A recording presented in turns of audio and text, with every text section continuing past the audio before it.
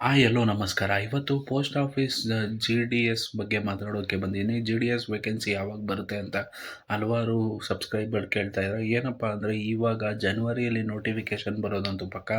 ಹಲವಾರು ಜನ without examination ಯಾರ್ಯಾರು ಪೋಸ್ಟ್ ಆಫೀಸ್‌ಗೆ ನೀವು ಪದವಿ ತಗೋಬೇಕು ಅಂತ ಇದ್ದೀರೋ ಅವ್ರಿಗೆ ಇದು ಇಂಪಾರ್ಟೆಂಟ್ ವೇಕೆನ್ಸಿ ಆಗುತ್ತೆ. ನೀವು ನಮ್ಮ ಟೆಲಿಗ್ರಾಮ್ ಗ್ರೂಪ್‌ನ ಜಾಯ್ನ್ ಆಗಿ ಡಿಸ್ಕ್ರಿಪ್ಷನ್ನಲ್ಲಿ ಲಿಂಕ್ ಇರುತ್ತೆ. ಅಲ್ಲಿ ಅಪ್ಡೇಟ್ ಮಾಡ್ತಾ ಇರ್ತೀನಿ ಯಾವಾಗ ಬರುತ್ತೆ ಅಂತ.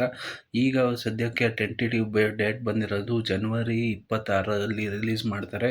ನೀವು ಅಪ್ಲೈ ಮಾಡ್ಬೋದು. ಅದಾದಮೇಲೆ ಶಾರ್ಟ್ ಲಿಸ್ಟು ಏಪ್ರಿಲ್ ಒಳಗಡೆ ಆಗುತ್ತೆ ಅಂತ.